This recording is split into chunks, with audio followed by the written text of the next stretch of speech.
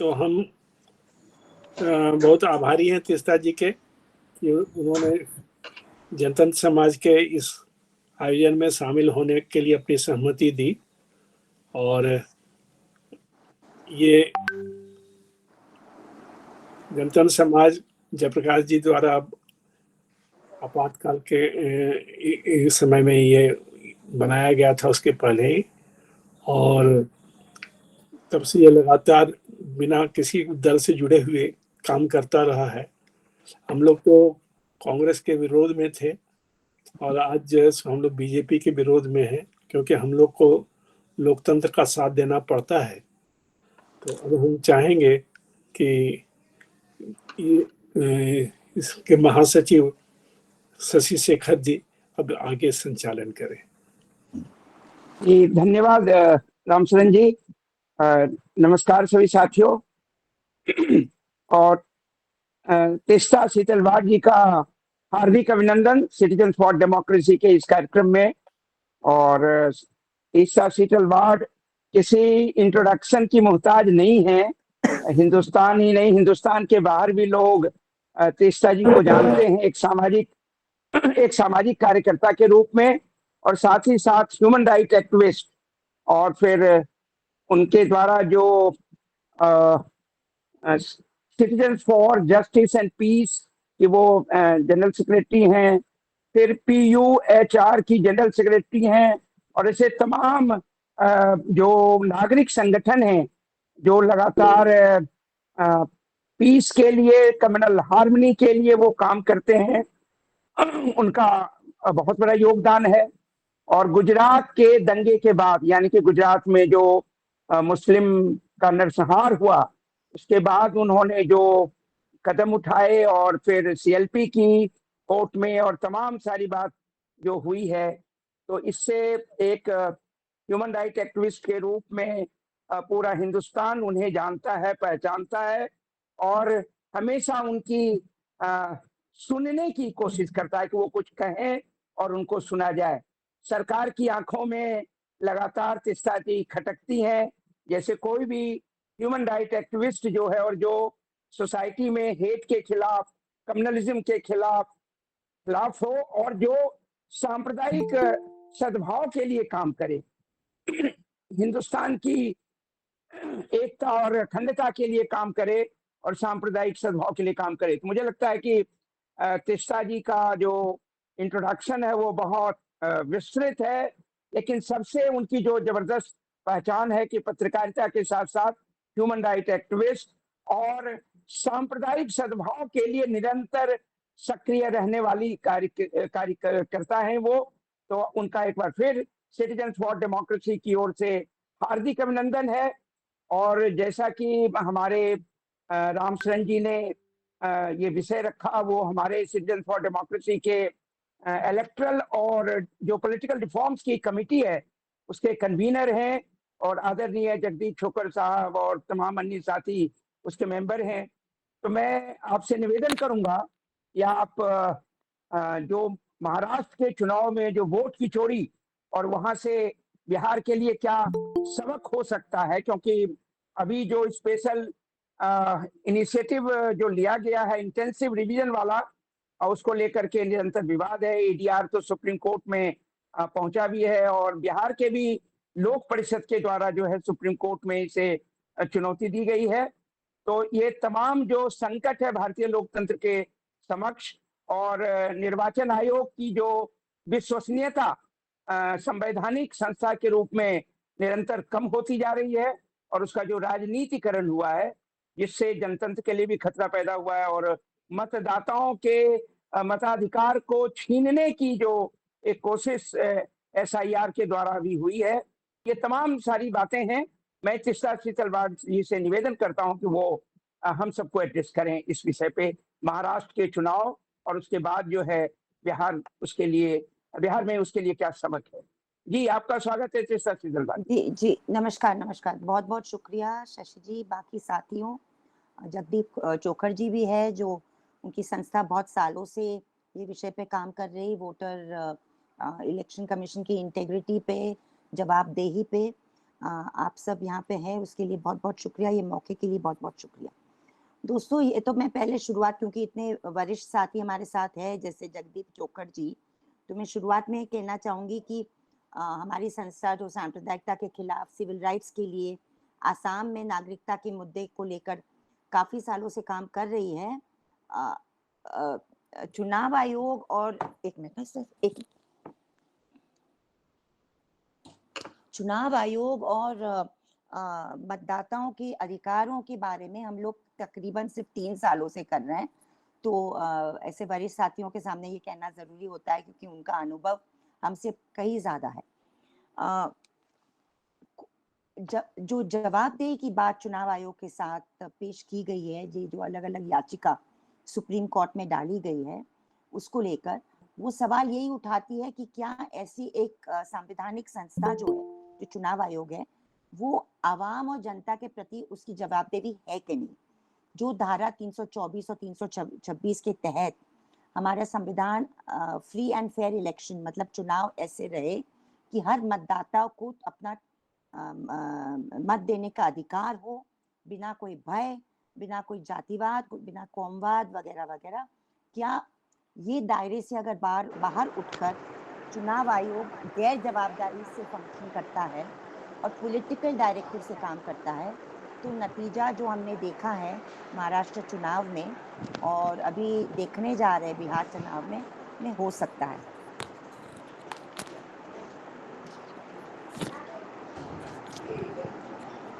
माफ कीजिए, मैंने दरवाजा बंद नहीं किया था। दोस्तों मैं शुरुआत इसी से बात करूंगी कि 2017 के बाद हमारे पूरे चुनाव प्रक्रिया में कुछ फर्क लाया गया। ईवीएम सिस्टम तो उससे पहले भी लागू किया गया था, मगर इलेक्ट्रॉनिक वोटिंग सिस्टम में 2017 के बाद एक खास बात लागू की गई, जिससे जो सिंबल लोडिंग यूनिट है, 3 पार्ट्स होते हैं हमारे ईवीएम सिस्टम के। एक तो बैलेट यूनिट होता है, एक सिंबल लोडिंग यूनिट होता है और तीसरा काउंटिंग यूनिट होता है। तो सिंबल लोडिंग यूनिट को एक तरह की कमजोरी, वल्नरेबिलिटी दी गई, जिससे उसका कनेक्शन एक्सटर्नल ईमेल से, एक्सटर्नल इंटरनेट कनेक्शन से चुनाव आयोग से किया गया। तो इसी से भी बहुत चर्चा हुई, एक्सपर्ट्स ने बहुत बातचीत की, 2019 के चुनाव के जरिए भी बात की कि शायद उसके जरिए मैनिपुलेशन हो सकता है, सवाल उठाए गए। मैं उस पर ज्यादा डिटेल में नहीं जाऊंगी, सिर्फ एक बैकग्राउंड के तहत, एक कॉन्टेक्स्ट के तहत मैं आपके सामने ये बात रखना चाहती हूँ कि कोई भी संस्था जो है, अगर कोई अपराध करने जाए आवाम जनता के साथ, गैर जवाबदेही का अपराध, तो वो एक झटके में नहीं होता, वो इंक्रीमेंटली, जैसे हम अंग्रेजी में बोलते, धीरे धीरे बढ़ते बढ़ते वो अपराध एक बहुत बड़ा अपराध होता है। तो जो महाराष्ट्र के चुनाव का बिंदु हमने आज के चर्चा के लिए हमने रखा था, महाराष्ट्र और बिहार, उसके पहले भी 2019 के चुनाव पे सवाल उठाए गए हैं और 2024 के लोकसभा चुनाव में भी काफी सवाल उठाए गए हैं। हमारी जो एक एक्सपर्ट्स की संस्था है वोट फॉर डेमोक्रेसी, उन्होंने तकरीबन 4 करोड़ 67 लाख वोटों का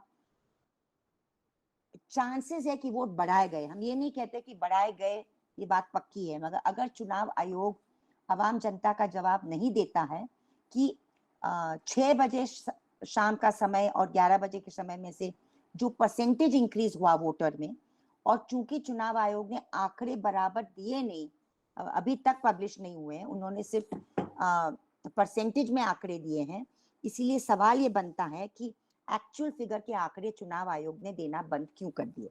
ये पूरा सिलसिला जो है लोकसभा चुनाव 2024 से शुरू हुआ, उसमें भी हमने एक रिपोर्ट प्रिपेयर किया था, ये कहते हुआ कि हो सकता है कि कम से कम 79 मतलब 79 सीट्स में इस तरह की गड़बड़ी हो सकती है अगर चुनाव आयोग अपना जवाब न दे सके।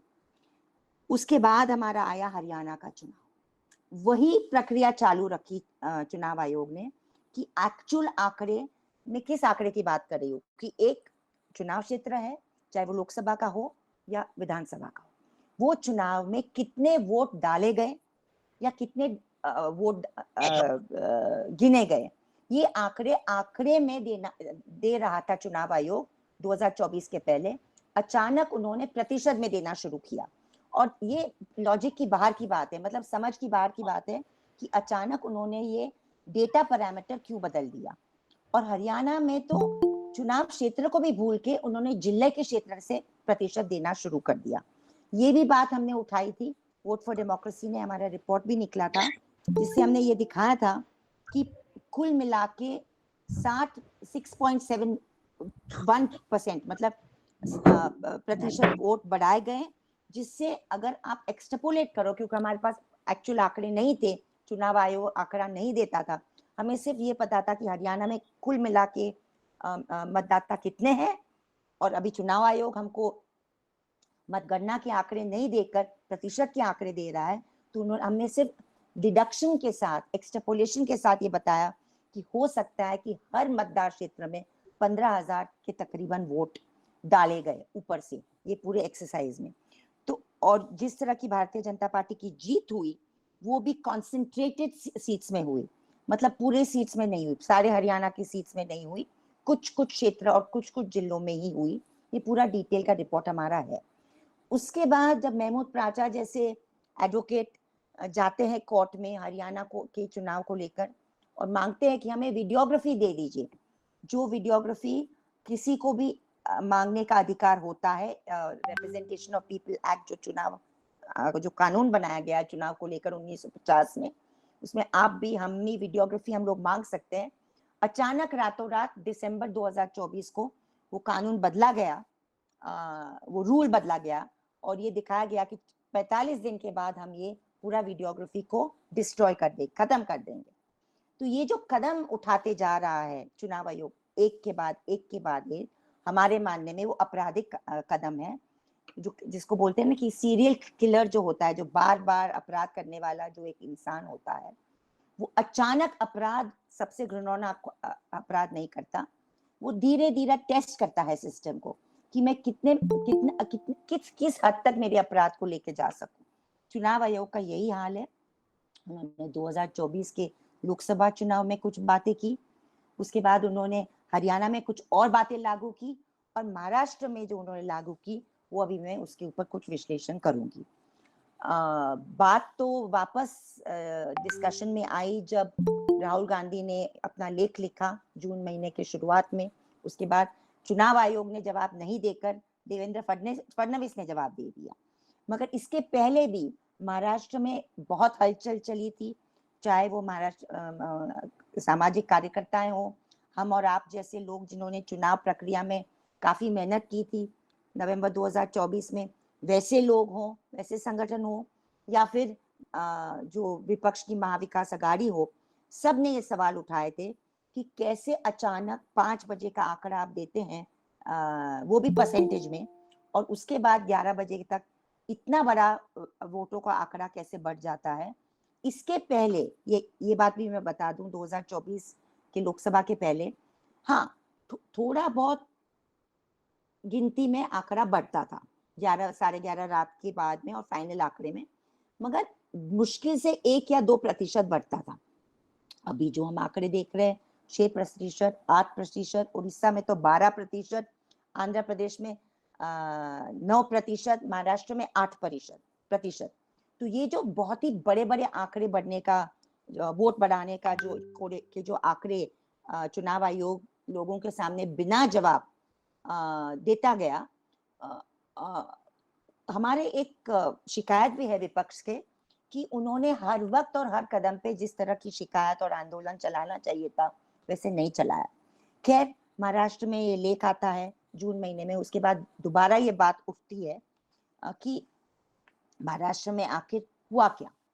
महाराष्ट्र में अगर हम आंकड़े वापस देखते हैं तो हमें पता चलता है कि अप्रैल 2024 और नवंबर 2024 के बीच में तकरीबन 41 लाख, मतलब 41 लाख वोट बढ़ जाते हैं 6 महीने के अंदर, 6-6.5 महीने के अंदर। 40 टू बी प्रिसाइज 40,81,229 वोट्स बढ़ जाते हैं। इसके पहले वाले अगर आंकड़े हम देखें, पहले प्रीवियस आंकड़े, तो अप्रैल 2014 से अक्टूबर 2014 में इतना बढ़ जाता है। इसके पहले वही आंकड़ा आपको 5 साल का आंकड़ा मिलता है जहाँ पे 42 लाख वोट बढ़े। तो ये 7 महीने में इतना ज्यादा वोटर का आंकड़ा बढ़ना, ये बहुत शकदायी चीज है और इसके बारे में भी अभी तक कोई जवाब नहीं आया है। दूसरी बहुत अनोखी बात और बहुत ही शॉकिंग बात है कि रजिस्टर्ड वोटर मतलब मतदाता जो है महाराष्ट्र में, वो 9.70 करोड़ दिया गया चुनाव आयोग के जरिए, और ये आंकड़ा जो अबव 18 का पॉपुलेशन है, अडल्ट पॉपुलेशन है, उससे ज्यादा ठहराया गया। मतलब अडल्ट पॉपुलेशन आपका 9.5 करोड़ है महाराष्ट्र में, और आपके वोट देने वाला इंसान चुनाव आयोग हमको कह रहा है कि 9.70 है। तो ये जो एक्स्ट्रा है 24 लाख वोट, वो कहाँ से आया है, और उनका कोई भी जवाब चुनाव आयोग ये आंकड़ों को नहीं दे रही है। तीसरी एक बात उन्होंने जो दिखाई, जो राहुल गांधी के कहने के पहले काफी एक्सपर्ट्स ने ये बात सामने रखी थी कि कुल मिला के 2079 सीट है महाराष्ट्र में विधानसभा की, 289 सीट्स। और अगर आप ये बढ़ावा देखें, पूरा बढ़ावा, तो ये बढ़ावा जो है कुल मिला के 1 लाख आपके वोटिंग बूथ्स है महाराष्ट्र में, मगर बढ़ावा जो हुआ है, वोट का बढ़ावा, वो सिर्फ 12,000 वोट 85 कॉन्स्टिट्यूंसीज में हुआ है, और ये 85 कॉन्स्टिट्यूंसीज में 90% भारतीय जनता पार्टी की जीत हुई है। तो ये भी एक बहुत बड़ा सवाल और प्रश्न खड़ा है जिसका कोई जवाब नहीं है। उसके बाद आप पृथ्वीराज चव्हाण की करार कॉन्स्टिट्यूंसी देख लीजिए, या एक कामठी जैसी कॉन्स्टिट्यूंसी है, सिर्फ कई उदाहरण है वहां पे। कामठी का ही मैं ले लेती हूँ कि कांग्रेस ने 2024 के लोकसभा में उनको 1.36 लाख वोट कामठी में लोकसभा क्षेत्र में मिले थे, और भारतीय जनता पार्टी को 1.19 लाख। विधानसभा में कांग्रेस को 1.34 लाख मिला, कुछ 2 लाख कम वो हो सकता है, संभावना होता है कि वोटर अभी भारतीय जनता पार्टी को राज्य में पसंद करे, मगर भारतीय जनता पार्टी को 26,000 वोट वही एक विधानसभा क्षेत्र में ज्यादा मिलता है। वही कराड़ में 40,000 वोट ज्यादा मिलता है, जो स्टेटिस्टिकली जो लोग स्टेटिस्टिक्स समझते हैं और पढ़ते हैं, नामुमकिन है कि 5 या 6 या 15 जगह पे इस तरह का बढ़ावा हो। तो ये जो एक तरह का कौन सा तरीका चुनाव आयोग अपना रहा है, ये बहुत बड़ा एक सवाल है। तो इसको लेकर मैं हम दोस्तों को सिर्फ ये कहना चाहूंगी कि हम सिर्फ सवाल उठा सकते हैं, हम सजेशन दे सकते कि हो सकता है ये लोगों ने ऐसे किया कि आपने वोट इस तरह बढ़ा दिए। हम सिर्फ एक बहुत ही बारीकी से, रैशनली, रीजनेबली सवाल उठा के पूछ सकते हैं कि अगर कुल मिला के मतदाता 9 करोड़ 54 लाख है, और अगर वोटर 9 करोड़ 70 लाख है महाराष्ट्र में, तो कहीं तो गड़बड़ी है, आप जवाब दीजिए। मगर चुनाव आयोग का जो एटीट्यूड है, मानसिकता है कि लोगों के प्रति हमारी कोई जवाब ही नहीं होगा, विपक्ष का तो नहीं है, मगर आवाम भी अगर ये सवाल करेगी, जन आंदोलन भी अगर ये सवाल करेंगे, तो हम सिर्फ सत्ताधारी पक्ष को जवाब देंगे, हम लोगों को जवाब नहीं देंगे। तो हमारा मानना है कि 324 और 326 की धारा, संवैधानिक धारा की ये बिल्कुल खिलाफ है। अभी मैं बाकी काफी बातें मैं चर्चे के लिए रखूंगी। बिहार पे मैं आती हूँ। बिहार के आंकड़े के बारे में मैं ज्यादा कुछ नहीं कहूंगी, क्योंकि आप सब लोग जानते ही हैं कि बिहार में अगर दस्तावेज को लेकर अगर बहस होगी, तो कितने लोगों के पास मैट्रिकुलेशन सर्टिफिकेट है, कितने लोगों के पास स्कूल लिविंग सर्टिफिकेट है, ये सब मुझे बताने की जरूरत नहीं है। मगर एक चीज मैं जरूर कहूंगी, और ये बहुत खतरनाक होने जा रहा है बिहार में। कल तो 5 याचिका, 5 नहीं, कुछ 12-13 याचिका है जिसकी सुनवाई होगी। उसमें नाम लिए गए एडीआर भी है, पीयूसीएल भी है, कोई छात्र भी है, फिर मुझे लगता है कि डॉक्टर मनोज झा है, राज्यसभा सांसद, महुआ मोइत्रा है, शायद कोई कांग्रेस की साथियां भी हैं, पता नहीं कि कौन कौन हो। हमारे पास 5 याचिका मेरे पास मौजूद है। वो याचिका को देखकर लगता है कि कल सुनवाई सीरियसली होगी, बहुत ही गंभीर तरीके से दलील दिए जाएंगे। मुद्दे क्या है हमारे? जनवरी 2025 में बिहार के पूरे इलेक्टोरल रोल तैयार हो चुके थे, 2025 में फाइनल हो चुके थे अपने विधानसभा के लिए। अचानक जून 24 को अचानक एक नोटिफिकेशन निकलता है चुनाव आयोग के जरिए, और चुनाव आयोग कहता है कि कल से मतलब 25 जून से हम एक स्पेशल इंटेंसिव रिवीजन करेंगे और पूरे विधानसभा क्षेत्र में ये किया जाएगा। पूरे 8 करोड़ समथिंग जो वोटर्स है उनको सवाल पूछे जाएंगे, उनके दस्तावेज देखे जाएंगे, दस्तावेज मांगे जाएंगे और उनसे फॉर्म भरवाए जाएंगे, एन्यूमरेशन फॉर्म भरवाए जाएंगे, और उसके बाद ही हम फाइनल लिस्ट तैयार करेंगे। अभी कानूनी स्तर पे भी, संवैधानिक स्तर पे भी इसमें बहुत बड़े खामियां हैं, क्योंकि हाँ, चुनाव आयोग को अधिकार है इस तरह का स्पेशल इंटेंसिव रिवीजन करने के लिए, मगर समय देना चाहिए, समय देना पड़ेगा, लोगों का ऑब्जेक्शन के लिए समय देना पड़ेगा, पूरे प्रोसेस को फॉलो करना पड़ेगा। Form 6, form 7, representation of people's act है आपका, अपने धारा 14, 19, 21 तो है ही हमारे संविधान की, मगर साथ साथ आपके रिप्रेजेंटेशन ऑफ पीपल्स एक्ट है, रजिस्ट्रेशन ऑफ इलेक्टर्स रूल्स है 1960 के। इन सब के प्रावधान बारीकी से कहते हैं कि आपको बहुत ही कदम कदम पे लोगों को चांस देके ये बात करनी पड़ेगी। क्लॉज 15 और 19 जो है रिप्रेजेंटेशन ऑफ पीपल्स एक्ट, वो पूरा टाइम फ्रेम ले डाउन करता है कि 30 दिन का समय, उसके बाद और 30 दिन का समय। आप किसी को वैसे ही आसानी से आप अपने मतदार लिस्ट से आप हटा नहीं सकते। और सवाल ये उठाया गया कि जब चुनाव अभी सर पे है, आने ही वाला है, कुछ हफ्ते महीने के बाद डिक्लेयर हो जाएगा, तो अचानक ये दोबारा रिवीजन करने की क्या जरूरत है? तो उसको लेकर मैं कुछ एक गंभीर बात करके मेरी बात खोल दूंगी ताकि हमारी चर्चा में ज्यादा बात निकले, कि क्योंकि लोगों ने बहुत सारी चर्चा की है, अखबारों में हमने पढ़ा है कि बर्थ सर्टिफिकेट ये सब को लेकर कितने कम लोगों के पास, हमारे प्रवासी कामगार, वंचित समुदाय, लैंडलेस, किसके पास प्रॉपर्टी सर्टिफिकेट होता है वगैरह, उसके ऊपर मैं नहीं जाऊंगी। मैं सिर्फ 3 बातों पे बात करूंगी कि जो जून 24 का जो नोटिफिकेशन था, जिसमें लिखा गया खास कि आपको ये स्पेशल रिवीजन होने वाला है, उसमें एक बहुत खतरनाक जो प्रावधान दिया गया है वो ये है कि ये नोटिफिकेशन हमें इसलिए निकालना पड़ा क्योंकि बहुत सारे जो मतदान नहीं होना चाहिए, मतलब इलेजिबल वोटर्स वोटर लिस्ट में आ गए हैं, बहुत सारा माइग्रेशन होता है, बहुत सारे मृत्यु हुए हैं वगैरह, मगर 2 जो क्लॉज उसमें हैं वो बहुत ही खतरनाक है, कि क्योंकि वो कहते हैं कि जो भी इलीगल इमिग्रेंट है और जो भी मतलब इलीगल इमिग्रेंट का एक पूरा एक फ्रेज डाला गया है चुनाव आयोग के इसमें, और इससे मुझे लगता है कि जो काम करने जा रहा है चुनाव आयोग, वो नागरिकता का की पूरी छानबीन करने जा रहा है under the guys of the voters list.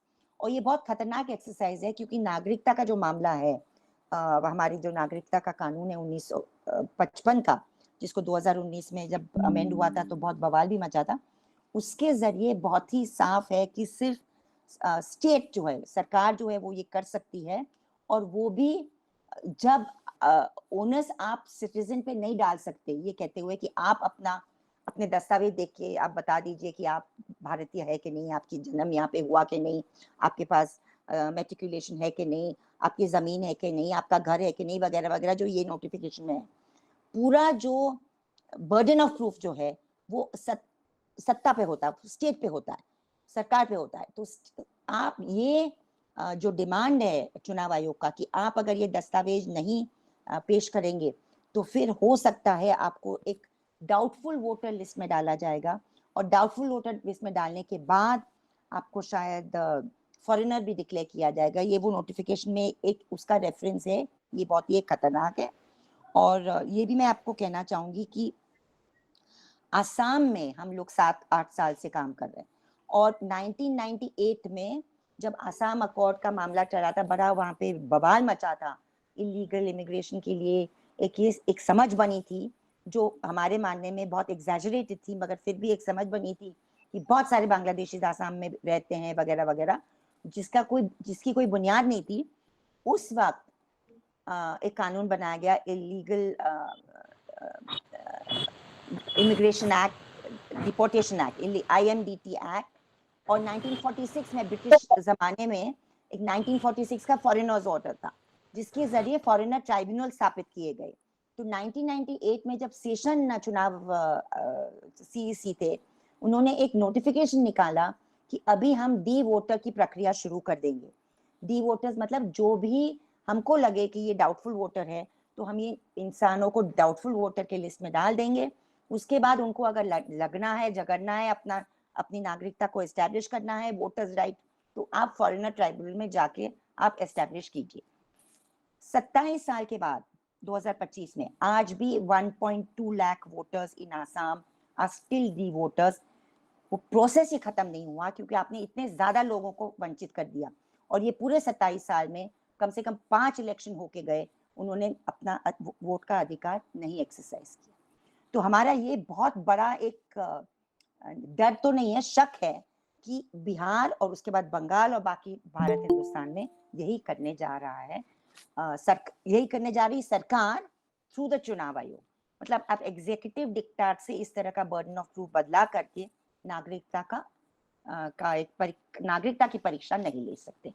मैं फिलहाल रुकूंगी ताकि वो चर्चा में ज्यादा बातें निकले, नहीं तो बहुत वन साइडेड हो जाए। बहुत बहुत शुक्रिया जी। धन्यवाद तीस्ता जी, आपने बहुत संक्षेप में बहुत गंभीर सवालों को भी उठाया और महाराष्ट्र के चुनाव में किस प्रकार की बहुत ही नियोजित ढंग से धांधली की गई है उस पर भी संकट के विषय में आपने विस्तार से न सही बल्कि संक्षिप्त चर्चा की है, जिसमें वो सवाल जो गंभीर सवाल है और अंततः जो नागरिकता को सवाल करने वाला जो ये प्रावधान है इलेक्शन कमीशन के द्वारा, वो भी गंभीर है। तो मैं अब चाहता हूं कि जो हमारे साथी लगभग 30-31 साथी यहाँ विद्यमान हैं, वो अपनी बात बहुत संक्षेप में कुछ सवाल अगर वो पूछना चाहते हैं तो अपना हाथ रेज कर दें, और या कुछ ऑब्जर्वेशन, बहुत ब्रीफ ऑब्जर्वेशन देना चाहते हैं तो वो अभी दे सकते हैं। लेकिन मैं चाहता हूं कि सबसे पहले हमारे बीच जगदीप छोकर साहब हैं, और अभी चुनाव ADR के कारण जो है वो हिंदुस्तान के बहुत एक्सपर्ट और इन सवालों को उठाने वाले हमारे बहुत वरिष्ठ साथी हैं। यदि वो तीस्ता शीतल जी के बाद कुछ अगर वो इसमें ऐड करना चाहें तो वो पहले करें, फिर ताकि बाद में ये चर्चा ओपन करें। प्रोफेसर जगदीप छोकर साहब। नहीं, तीस्ता जी ने जो कहा बिल्कुल ठीक कहा है, उसमें कोई मुझे ऐड नहीं करना, और मेरे ख्याल में चर्चा को जारी रखिए, ऐसी कोई दिक्कत नहीं। जी धन्यवाद। ठीक है साथियों, तो फिर ये चर्चा ओपन की जा रही है। आप अपने हाथ उठाएं और सवाल या ऑब्जर्वेशन दोनों बातें आप कर सकते हैं, लेकिन कोशिश कीजिए कि बहुत संक्षेप में अपनी बात कहें ताकि जहां आवश्यक होगा तीस्ता जी अपना जवाब भी दे पाएंगी और अधिक से अधिक साथियों को भी मौका मिल पाएगा। जी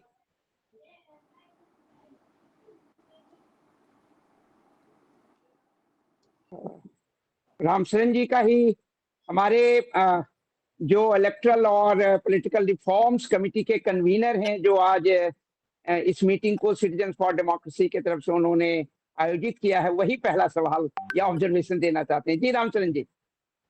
पहले तो मैं धन्यवाद दूंगा कि उन्होंने समय दिया, और ये आयोजन करने का मुख्य उद्देश्य ये था कि बिहार के चुनाव में जो हम जैसे लोग हैं, जो राजनीतिक दलों के घेरे से बाहर हैं, लेकिन जो लोकतंत्र को बचाने के लिए कोशिश कर रहे हैं, उनको क्या करना चाहिए, क्या प्रिकॉशन लेना चाहिए, जिससे कि धांधलियों को जितना हो सके रोक सके।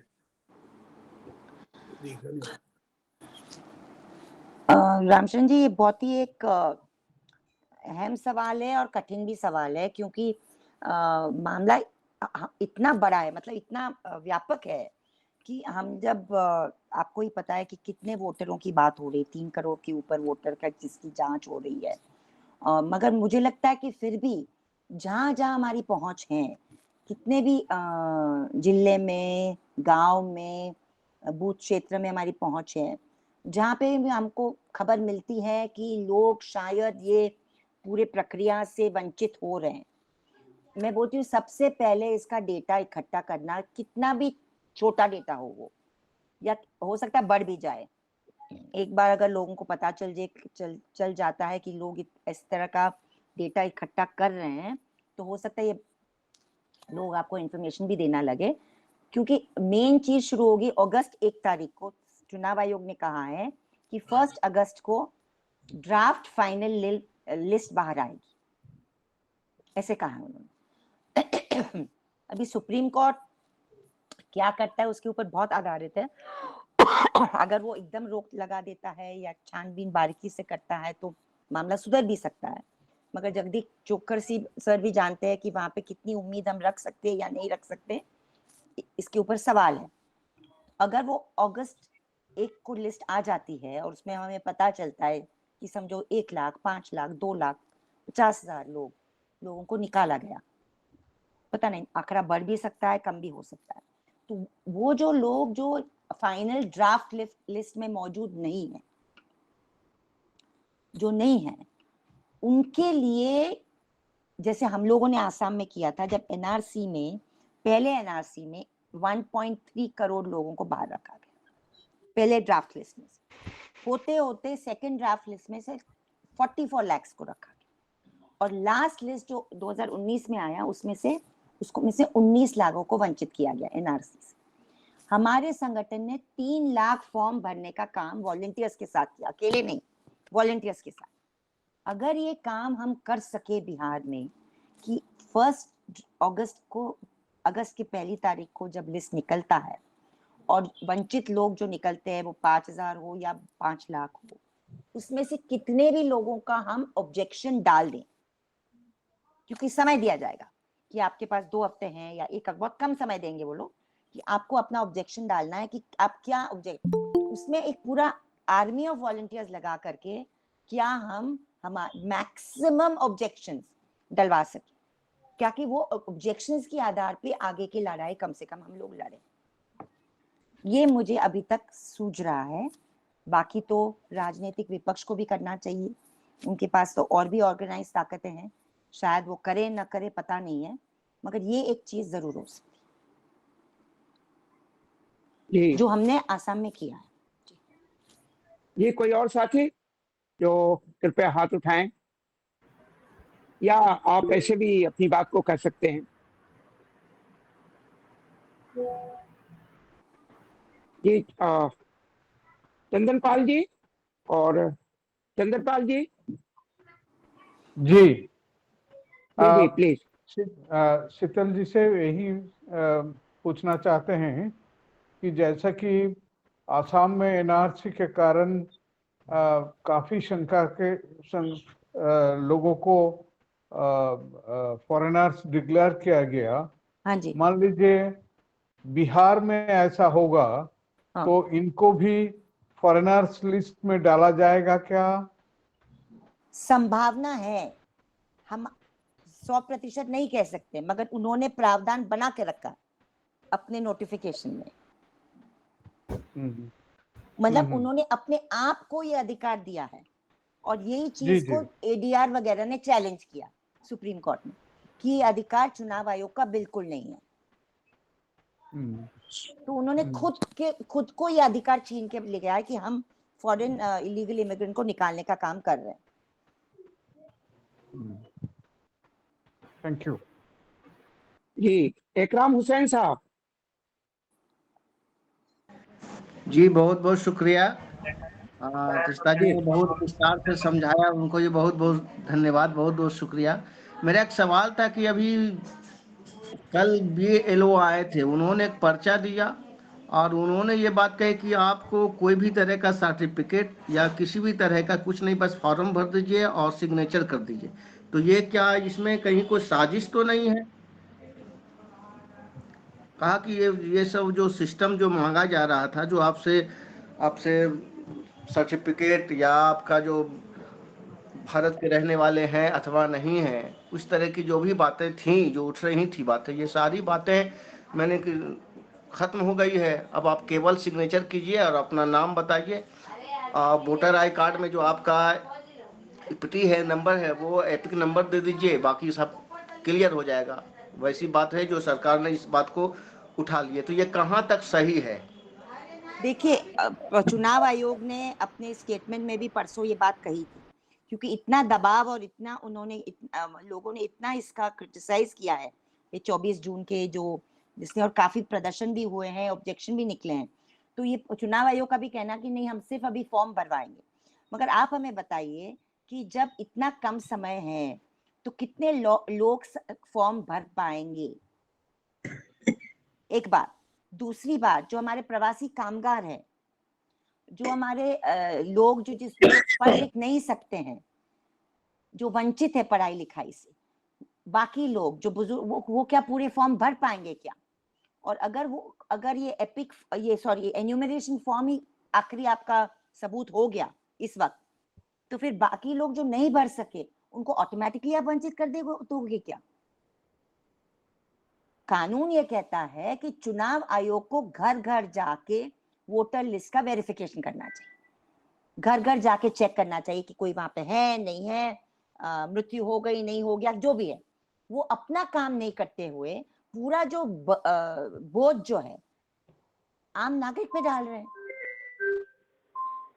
इसका मैं पूरा जवाब नहीं दे सकती हूँ भाई साहब, क्योंकि फॉर्म्स अगर उनके पास सिर्फ 2/3 आ गए या आधा ही आ गए, हो सकता है वो कहेंगे सिर्फ आधे वोटर्स है बिहार में अभी, हमें पता नहीं वो क्या करेंगे। मगर सवाल हमको जो करना है अभी एक टिप्पणी के हिसाब से, कि आप क्यों नहीं आके गांव-गांव में देख लेते कि सब लोग है कि नहीं, हमसे फॉर्म क्यों भरवा रहे हैं? आखिर इसमें क्या किया जाए मैम? अभी तो आपको तो फॉर्म भरना ही पड़ेगा जैसे आपने भरा, मगर मैं आंदोलन के तहत बोल रही हूँ कि सवाल जो आंदोलन तो हम लोग कर रहे हैं, भागलपुर से आंदोलन हो रहा है और हम लोगों ने इसके लिए काफी, रामशरण जी हमारे मुखिया हैं और वो हमेशा इस बात को लेके बहुत आगे रहते हैं हम लोग से, और हम लोग को आगे बढ़ाने की कोशिश भी करते हैं। और अभी जो हम लोग के भागलपुर में भी आज का बहुत अच्छा आंदोलन रहा, पूरी तरह से हम लोगों ने बिल्कुल उसमें समर्थन रहा। मैं समझता हूँ कि 100% ये सफल हुआ है भागलपुर का। बाकी का हम देखा देखी तो नहीं कह सकते, लेकिन हमारे भागलपुर में पूरी तरह सक्सेस हुआ। हम लोग पुरजोर इसका विरोध भी कर रहे हैं, लेकिन एट ए टाइम इस तरह की अगर प्रश्न आते हैं हमारे दरमियान में, तो उसके लिए क्या करना चाहिए? ये तो एट ए टाइम आपको तो भरवाना पड़ेगा, मगर साथ साथ ये भी देखना पड़ेगा कि कितने लोग आपके गांव से छूट गए फॉर्म भरने से, और उसका डेटा और लिस्ट बनाना पड़ेगा आपको। तो इस तरह से हम कैसे जिम्मेदारी उठा सकते हैं? कुछ रोशनी डालिए।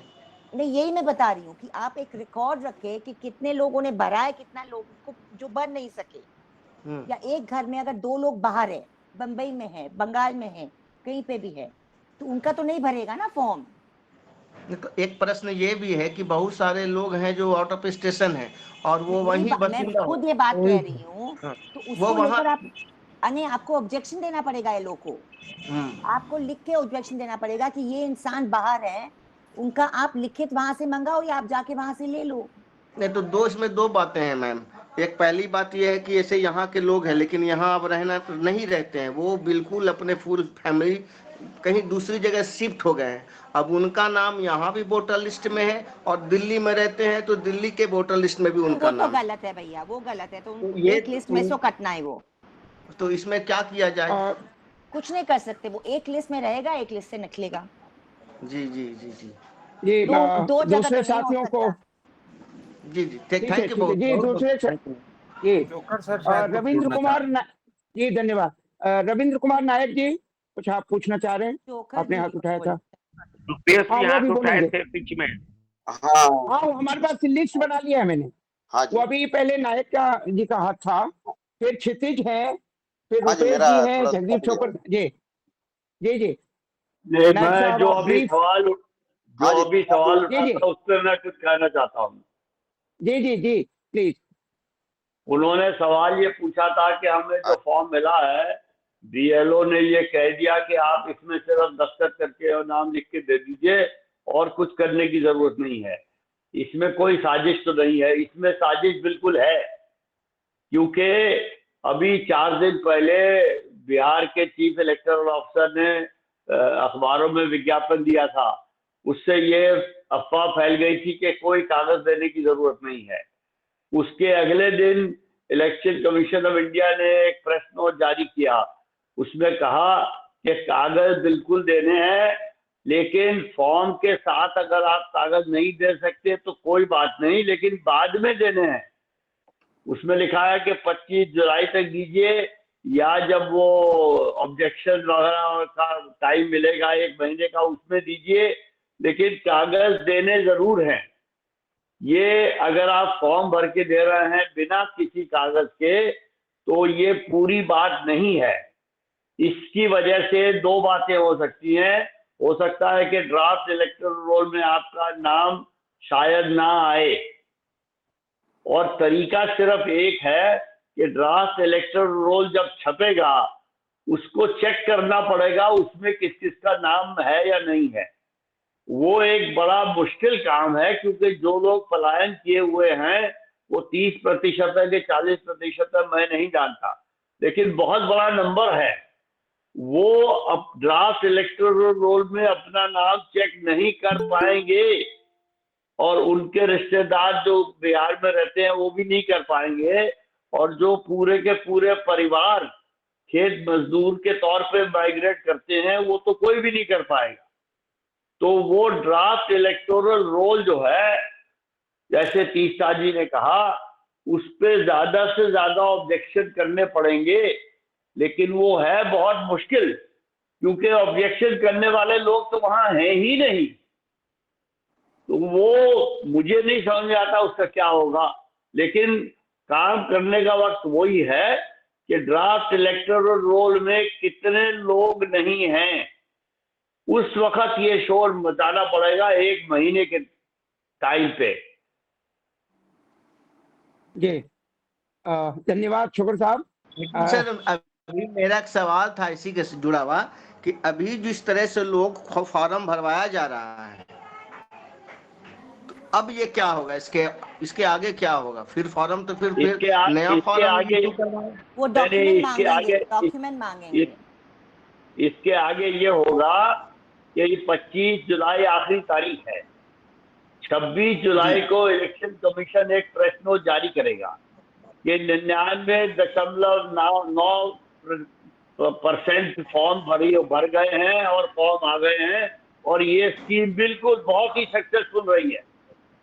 ये होगा। उसके बाद जब ड्राफ्ट इलेक्टोरल आएगा तब पता लगेगा कि उसमें क्या दूध का दूध और पानी का पानी है, तब पता लगेगा कितने लोगों का नाम नहीं है, और उस वक्त कागज देने के लिए फिर यही कवायद शुरू होगी जो अभी 4 दिन पहले तक हो रही थी। हाँ। तो कागजों के बिना कुछ नहीं होगा, और कागज अगर लोगों के पास नहीं है तो उसके लिए आंदोलन करते रहना पड़ेगा। तो बहुत यहाँ खतरनाक छोकर साहब, ये खतरनाक तो है ही छोकर ना, साहब मेरा आसाम में हो चुका है, आसाम में हो नहीं, चुका है खतरनाक। तीस्ता जी मेरा एक और सवाल है यहाँ, जैसे 25 जुलाई तक डेट है, तो जो बिहार के लोग हैं ही नहीं बिहार में, क्या वो 25 जुलाई तक जब तक बिहार में आकर के अपना फॉर्म नहीं भरेंगे तो फिर कैसे बात बनेगी? और इतनी जल्दी बिहार में रेल की यात्रा या पहुंचना कोई आसान काम नहीं है। बिहार में रेल की यात्रा नहीं, तो से पहुंचना सबसे, यही तो कह रहे तो ना इसका छोकर मतलब साहब ये की 25 जुलाई का डेट तो बिल्कुल बहुत कम समय है, ये तो नहीं, बहुत लोग फॉर्म ही नहीं भरेंगे। जी फॉर्म नहीं भरेंगे, इसीलिए जब आंकड़ा आएगा आपका 1 अगस्त को, तब आपको पता चलेगा कि ये 30% कम है, 20% कम है, या 40% कम है। क्योंकि फॉर्म लेने से, फॉर्म तो वो लोग कह देंगे कि हमने 99% ले लिए, मगर अब फॉर्म बिना डॉक्यूमेंट के है तो वो लोग वो डाउटफुल लोग या वो दूसरे लिस्ट में डाल देंगे। जी आप इस बार मतदान नहीं कर सकते करके, फिर आपको 1 महीना देंगे ऑब्जेक्शन डालने के लिए। वो 1 महीने में वो बेचारा आ सकेगा क्या? वो 3% 30% लोग आएंगे क्या? तो उसमें हम लोग कितना थोड़ा बहुत कर पाए आंदोलन के तहत कि आप हमारे लोगों की बात सुनो, इतने लोग हमारे गांव से, इतने लोग हमारे जिले से हैं, ये बिल्कुल वैलिड मतदाता, ये सब बवाल तब मचाना पड़ेगा अगर कोर्ट कुछ करता नहीं है तो। जी रुपेश जी, आप चूंकि बिहार से हैं और सक्रिय हैं और आपने भी सुप्रीम कोर्ट में लोक परिषद के तरफ से किया है, तो आप प्लीज पहले अपनी बात कहें। रुपेश जी। जी, बहुत सारी बातें आई है, लेकिन मैं ये बताना चाह रहा हूँ कि देखिए ऐसा है कि बहुत सिर्फ ये पूरा मतलब पहली बार ऐसा है कि जब चुनाव आयोग पूरी तरह से भरमाने की भी कोशिश कर रहा है। और जो स्टेटमेंट के बारे में कहा जा रहा है, देखिए अगर हम जैसे सिगरेट के डिब्बे पे जो होता है ना कि स्वास्थ्य के लिए हानिकारक है, उसी तरह से जो अखबार के एडवर्टीजमेंट को अगर आप गौर से पढ़ें तो उसके नीचे में जो 4 लाइनें हैं, आवाज मेरी जा रही है? हाँ जी बिल्कुल बिल्कुल बिल्कुल जी रुपेश जी, आप कहें।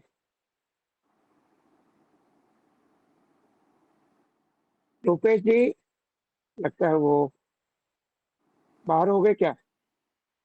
रुपेश जी कट हो गए सर। अच्छा, कट हो गए। चलिए वो जब आएंगे तो फिर अपनी बात कहेंगे। रविंद्र नायक जी, रविंद्र नायक जी आप। हाँ, जी प्लीज। तीस्ता जी, बहुत बहुत धन्यवाद आप सभी को और जिंदाबाद। एक बात मेरे जहन में आ रहा है, अभी जो फिलहाल 25 जुलाई का बाकी है, आज उसमें ज्यादातर जो बिहार के मजदूर हैं, वो मजदूर ज्यादातर हमारा उड़ीसा आते हैं काम करने के लिए। यहीं पे इस जितना भी इंडस्ट्रियल ये है, फैक्ट्रीज है, यहीं पे काम करते हैं, वो जा नहीं सकेंगे। एक तो बात वो सही है। अच्छा, चुनाव आयोग अभी धांधली नहीं करा है, 2014 से धांधली चल रहा है। जब से ईवीएम आया है ये सब हो रहा है। ये तो धांधली तो चलेगा, इसको हम कैसे रोके उसके ऊपर थोड़ा आलोचना करना चाहिए। और तीसरी बात है नागरिकता का, इमिग्रेंट्स का जो हुआ है रूल्स 1955 का, जो वोटर डाउटफुल वोटर बना रहे हैं, जब से मतदान शुरू हुआ है तब से हमारा इलेक्टोरल रोल बन रहा है। अब बन रहा है तो उसका जो इलेक्टोरल रोल बना है, उसके बावजूद हमको हर हर 5 साल में एक बार इलेक्शन में उसको फिर और एक बार संशोधन करना पड़ रहा है।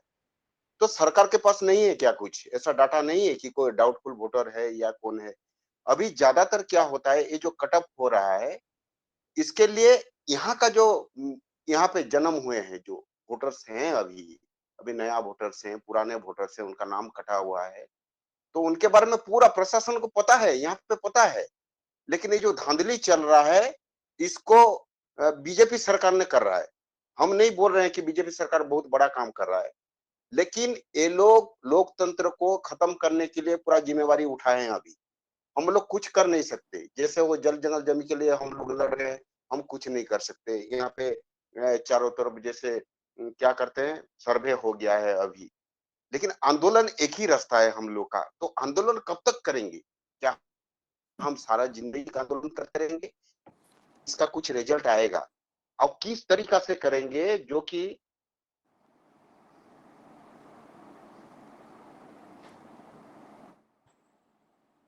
जी नायक साहब, आपकी आवाज, आपका प्रश्न हो गया क्या? नायक साहब आपकी आवाज चली गई है। रुपेश जी आप दोबारा आ गए हैं, प्लीज अपनी बात को पूरी कीजिए। रुपेश जी।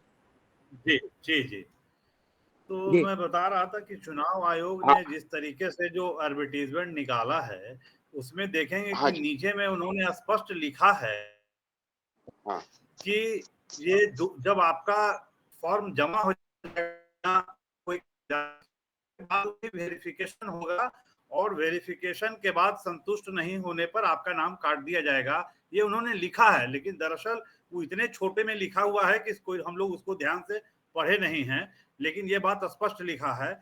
और ये दूसरी बात इसमें ये भी है कि जिस तरह से आसाम को हमने देखा है कि 19 लाख लोगों का नाम जो कटा है, तो उसी तरह से बिहार में जो नाम कटने की बात है वो तो ठीक है कि जिनके पास है और नहीं है वो भी कटेगा, लेकिन इसमें एक दूसरी भी चालाकी है कि जिनके पास रहेगा या जिनके पास नहीं रहेगा उनका भी नाम कुछ लोगों का रहेगा, क्योंकि भाजपा के लोग जिनका नाम जो उनके वोटर्स हैं उनके नाम तो वो छोड़ देंगे बिना प्रमाण के, ये भी उसमें होने वाला है। तो यानी कि वो अलग अलग स्थितियों का वो देखेंगे। हम लोग एक कल चर्चा हो रही थी इसी तरह, तो ये बातें एक स्पष्ट हुई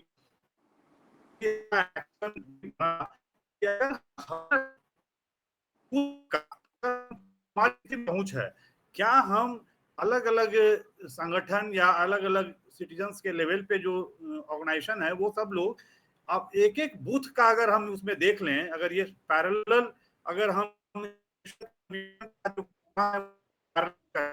कि हम कितने लोगों ने अपने डॉक्यूमेंट के साथ कितने ने जमा किया और कितना नहीं किया, और वो उसकी सूची अगर हम बना लें तो लगता है कि कल के फैसले के बाद अगर सुप्रीम कोर्ट कल कोई हमारे सकारात्मक ढंग से कोई आगे चीजें बातें नहीं करती है, तो फिर हमारे लिए एक दोबारा ये काम होगा कि इन चीजों को अगर हम इस डाटा को जो इकट्ठा करेंगे इसके बाद फिर हमको सुप्रीम कोर्ट में एक नए तरीके से जाना पड़ेगा। तो मुझे लगता है कि एक तो ये बात है कि हमको पैरेलल वोटर लिस्ट का तरीका भी बनाना पड़ेगा और उसके बाद ये जाना पड़ेगा। दूसरी बात इसके साथ है कि देखिए हम लोग ये बिहार तो आज बहुत ही जबरदस्त तरीके से सड़क पे आई और उसका प्रभाव दिखा, लेकिन अभी भी जो सिटीजन्स ऑर्गेनाइजेशन हैं उनको सड़क पर आने की जरूरत है। देखिए हम लोग हर समय पार्टियों की बात कर रहे हैं लेकिन अपनी बात नहीं कर रहे हैं। पार्टियां से हम उम्मीद या हमेशा करते हैं कि पार्टियां ये काम करें, ठीक है कि पार्टियों को वोट की जरूरत होती है और उससे सरकार बनती है, लेकिन अगर हम सिटीजन अगर हम अपनी नागरिकता के सवाल पर बात करना चाहते हैं तो हमको भी सड़क पर आना पड़ेगा। और मुझे लग रहा है कि नागरिक संगठन जो है जितने तरीके से, देखिए चर्चाएं हो रही है, बैठकों में बात हो रही है, लेकिन हम सब बैठक के बाद सड़क पर नहीं आ रहे हैं। नहीं तो इतने सारे जो इंटेलेक्चुअल्स है, क्या हम दिल्ली में इलेक्शन कमीशन के सामने मार्च नहीं कर सकते हैं? क्या हम पटना में इलेक्शन कमीशन के सामने मार्च नहीं कर सकते हैं? जेएनयू की घटनाएं हुई तो जेएनयू की घटनाएं एक समय हुई तो हम लोगों ने यहाँ सभी जगह स्टूडेंट ने मार्च किया, यूनिवर्सिटी के पास या जिस समय सरकार के पास हम लोगों ने विधानसभा के साथ मार्च किया। इसमें क्यों नहीं हम मार्च कर रहे हैं? हम पार्टियों पर क्यों भरोसा कर रहे हैं? तो मेरा कहना यह है कि हम लोग बात कर रहे हैं लेकिन हमारी आदत को थोड़ी बदलने की जरूरत है। सड़क 74 में हम सड़क पर गए थे, आज हम सड़क पर क्यों नहीं जा रहे हैं? तो मुझे बार बार ये बात कहना पड़ रहा है और मैं कह रहा हूं कि अभी अगर कल का जो अगर ऐसा सुप्रीम कोर्ट क्या इनिशिएटिव लेती है, लेकिन उसके बाद मैं तो कहूंगा कि देश भर के सभी लोगों को दिल्ली पहुंचना चाहिए और इलेक्शन कमीशन के पास ये बड़े बड़े नाम जो आप सब लोग हम लोग हैं, इन सब लोगों को वहां जाना चाहिए, क्योंकि हम लोग इसीलिए बढ़ रहे हैं कि आवाज उठा रहे हैं। तो आवाज उठाने के लिए हमको इलेक्शन कमीशन के पास सब लोग आइए और वहां पे चलिए। तो मैं इस बात को कह के ज्यादा बात नहीं कहूंगा, क्योंकि तर्कें और जो जानकारियां हैं वो हम सबके पास है। हम लोग क्षेत्र में सब लोग देख रहे हैं और आप लोग भी अनुभवी हैं, अलग अलग जगह पे अलग अलग तरीकों से आप लोग काम कर रहे हैं, तो ये अनुभव है। लेकिन हम सिर्फ ये अपील भी करना चाहते हैं कि हमको सड़क पर आना ही पड़ेगा। कोर्ट का सहारा तो ले रहे हैं हम लोग, केस कितना लड़ते रहे, इसलिए सड़क पर आए। जी धन्यवाद रुपेश जी। तेस्ता जी, इस पर कुछ कहना चाहेंगे आप या नहीं, फिर मैं बिल्कुल सहमत हूं, साथ... मैं बिल्कुल सहमत हूं। जी धन्यवाद। क्षितिज जी। मैं आ गया, मेरा जो पूछना था वो कवर हो गया अब तक के बाद। अच्छा ठीक है, धन्यवाद। किरण जी। हाँ, मेरी भी बहुत सारी बातें आ गई, फिर भी एक दो शंकाएं हैं जो मैं रखना चाहती थी कि एक तरफ तो कह रहे हैं कि केवल फॉर्म भर देना है, पेपर देने की जरूरत नहीं है। दूसरी तरफ पेपर में इलेक्शन कमीशन का स्टेटमेंट आ रहा है कि जो भारत के नागरिक हैं जो वही वोट दे सकते हैं, गैर भारतीयों को इजाजत नहीं है वोट देने की। एक बात। दूसरी बात, जब आप बीआईएल को पावरफुल कर रहे हैं तो अगर मैं कोई अपना पेपर भरती हूँ, फॉर्म भरती हूँ, सारा पेपर लगा करके करते हैं, उसको भी वो रिजेक्ट कर देगा और उसके जगह पे एक बीजेपी के बंदे को, आरएसएस के बंदे को वो डाल देगा। तो इतना पावर उनके पास है कि वो इनकम्प्लीट पेपर, इनसफिशियंट पेपर्स ऐसा कह के वो रिजेक्ट कर सकते हैं। तो ये मेरी एक आशंका है। दूसरी कि ऐसा क्या है कि आजकल के समय में इतने फेक न्यूज चल रहे हैं कि क्या सही क्या गलत हम खुद से समझ नहीं पाते हैं। तो एक बात मैंने और सुनी है कि 100 कार्यकर्ताओं का, जो आरएसएस और बीजेपी के लोग हैं, वो महाराष्ट्र और मध्य प्रदेश से आ रहे हैं और वो लोग, तो सरकार क्या करेगी जब पेपर हम करेक्ट करेंगे, मतदाता सूची का, वोटर लिस्ट में हम सारा करेक्शन करेंगे और वहां पे जो ये बंदे आ रहे हैं आरएसएस के और ये हैं, वो लोग वॉलंटियर की तरह काम करेंगे। तो जब ये वॉलंटियर की तरफ काम करेंगे तो ये जो प्रशासन की सारी ताकत है वो किस चीज का चुनाव कराएगी। तो कई ऐसी बातें हैं जो अभी के समय में बहुत डाउटफुल लग रही है कि भाई जिस तरह से कि केवल ये बिहार की बात नहीं है, अब अगला नंबर आने वाला है बंगाल का। कोई खुद जो पेपर में मैंने स्टेटमेंट पढ़ा है उसमें ये बात लिखी हुई है कि अब चुनाव हर जगह ऐसे ही होगा और कोई भी गैर भारतीय को इजाजत नहीं होगी वोट डालने की। ऐसी स्थिति में जो रुपेश बोल रहे हैं वही एक सुप्रीम कोर्ट बहुत हम लोग आशा से देख रहे हैं, लेकिन मैं भी कि वो रिजेक्ट कर दे कि आपके केस में कोई दम नहीं है। तो फिर हमारे पास तो वही एक रास्ता बचता है कि हम लड़ें और लड़ने के सिवा कोई और बात नहीं हो सकती है। और लेकिन जो ब्लॉक ऑफिसर्स को इतना पावर दिया गया है वो भी बहुत ही ऑब्जेक्शनेबल है। और जो कैडर आ रहे हैं आरएसएस के, जो वॉलंटियर की तरह काम करेंगे, वो हमारे मन में आशंका और डर पैदा कर रहे हैं। बस इतना ही। जी ईशा जी, आप इस पर कोई कमेंट करेंगी या कोई नहीं, जवाब देंगी? मैं देखो, महाराष्ट्र में हो या हरियाणा में हो या लोकसभा के वक्त आरएसएस की बहुत ज्यादा एक योगदान था कि उन्होंने बीएलओ वगैरह पे बहुत दबाव डाला था अलग अलग क्षेत्र में, मगर लोकसभा में वो बहुत कम सफल रहे क्योंकि लोग, आवाम, जैसे रुपेश ने कहा कि हम लोग बार बार पॉलिटिकल पार्टीज को क्रिटिसाइज करते हैं, मगर हम कहाँ हैं? अगर हम भी थोड़ा सक्रिय रहें तो आरएसएस को भी दबाव डालना इतना आसान नहीं होगा। इतना ही मुझे कहना है। जी धन्यवाद। सुशील जी, सुशील जी। जी जी नमस्कार, धन्यवाद ईशा जी को। सड़क तो अंतिम उपाय है, सड़क पर आना ही पड़ेगा, इसमें दो राय नहीं। दूसरी बात, एक सूचना दे दें कि आज भी सेम एडवर्टाइजमेंट बिहार चुनाव आयोग की तरफ से, वो एडवर्टाइजमेंट आज भी फ्रंट पेज पर छपा है, दैनिक भास्कर रिपीटेडली छप रहा है। एक टेक्निकल बात मुझे जानकारी नहीं है, लेकिन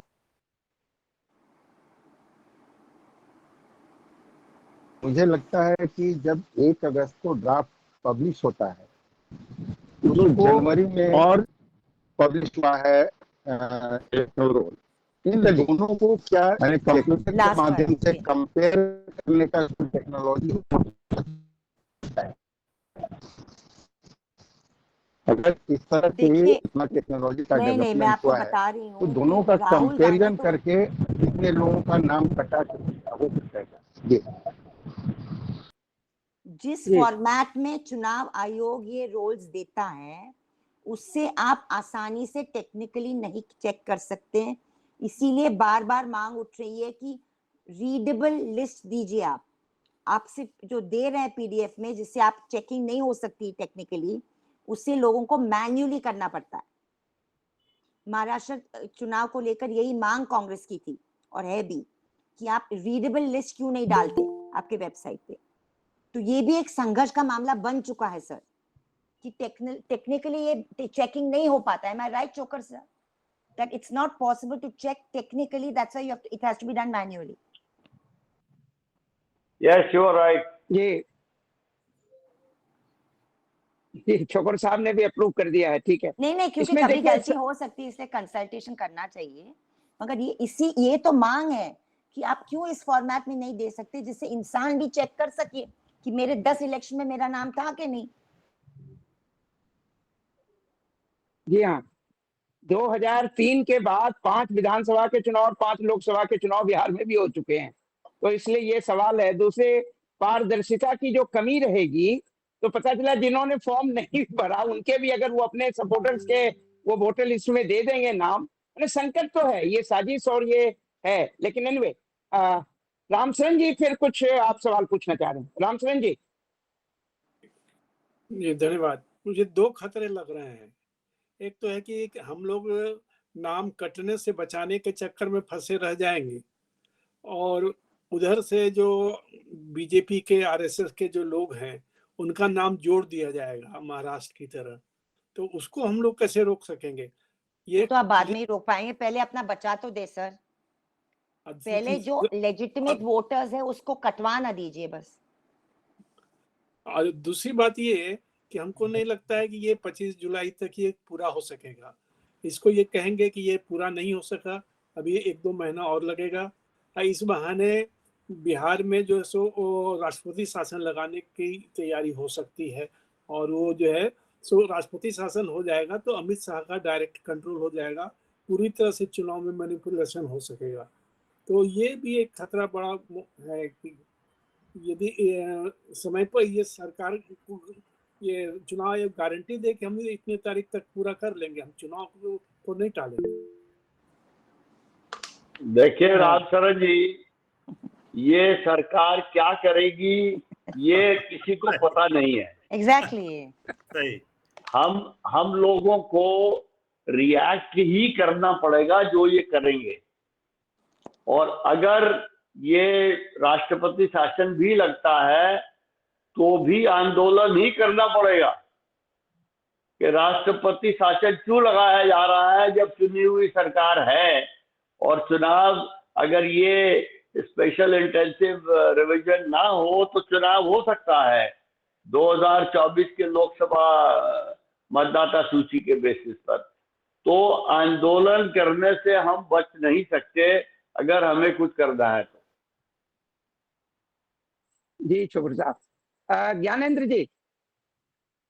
जी धन्यवाद तिस्ता जी। जो बातें आ रही हैं वो ये तो स्पष्ट है कि एक तो जब मतदाता सूची को कटने से रोकने की स्टेज पर भी काम करना पड़ेगा, और दूसरा ये कि आंदोलन के लिए तैयार रहना पड़ेगा। आने वाले पूरे चुनाव तक सभी मतदान केंद्र और सभी बूथ तक हमको एक तैयारी करनी पड़ेगी। राजनीतिक दलों की कोई तैयारी आंदोलन की नहीं है। बिहार एक आंदोलन की और लोकतंत्र के लिए लड़ने वाला एक ऐतिहासिक राज्य रहा है। आज उसी राज्य से शुरुआत फिर से हो रही है और उस काम को हम लोगों को करना पड़ेगा। सिर्फ एक ही बात है कि हमको ये मान के चलें कि आज यह पूरे देश की नज़र है यहाँ पे, और पूरे देश के लोकतंत्र प्रेमी नागरिक सक्रिय हो चुके हैं। इस बात का लाभ लेते हुए बिहार के सभी नेतृत्वकारी साथियों को ये भूमिका बनानी चाहिए कि आज से ही सभी विधानसभा की सीटों के लिए कम से कम एक कार्यकर्ता का नियोजन, और उसके बाद वहाँ पे समितियां बना करके सभी बूथों तक कैसे हम जगह काम कर सकें, इसकी शुरुआत हम 1 अगस्त के इंतजार न करते हुए आज से उस काम की शुरुआत कर देनी चाहिए। यही रास्ता है, क्योंकि ये क्या करने वाले हैं ये कोई हमको इंतजार नहीं करना है। 2002 का गुजरात का जो सारा प्रकरण रहा है, गोधरा का जो इन्होंने किया है, जो कत्लेआम कराया है, आज वह व्यक्ति इस देश के गृह मंत्री पद पे है जो एक अपराधी व्यक्ति रहा है। इस सारी स्थितियों में आज वो क्या करेगा ये बहुत साफ है। हमको हमारी कितनी तैयारी बन सकती है और हम कितना दौड़ सकते हैं, ये हमारे सामने एकमात्र रास्ता है। बस ये हमको करना चाहिए। धन्यवाद जी। ईश्वर जी, इस पर कोई कमेंट या कुछ आप कहेंगे?